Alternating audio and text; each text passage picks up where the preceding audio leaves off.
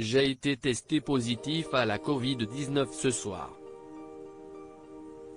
Le 18 septembre dernier, Bruno Le Maire annonçait sur Twitter avoir contracté le coronavirus et s'être isolé à son domicile conformément aux règles sanitaires édictées par le gouvernement. S'il assurait alors n'avoir aucun symptôme, le Parisien rapporte que s'y est bien une forme brutale du virus que le ministre de l'économie a contracté, à tel point que pendant plusieurs jours, son état de santé s'est révélé être inquiétant. Ça a été court, mais assez violent quand même, assure un de ses collègues au gouvernement au quotidien, en kiosque lundi 16 novembre.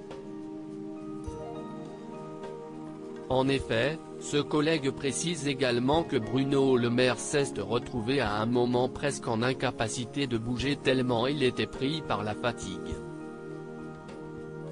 Heureusement, les symptômes ont disparu rapidement et le mardi suivant l'annonce de son test positif, le ministre a donné de ses nouvelles, cette fois plutôt rassurantes.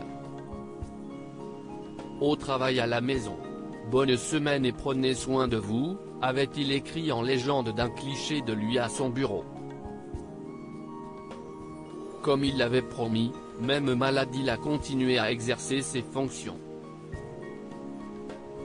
Ces ministres qui n'ont pas voulu révéler avoir été malades comme de nombreux ministres, Bruno Le Maire avait fait le choix de rendre public son test au Covid-19, après Franck Riester ou encore Brune Poirson, touché pendant la première vague, ou encore Emmanuelle Wargon, qui a été pendant plusieurs jours cloué au lit.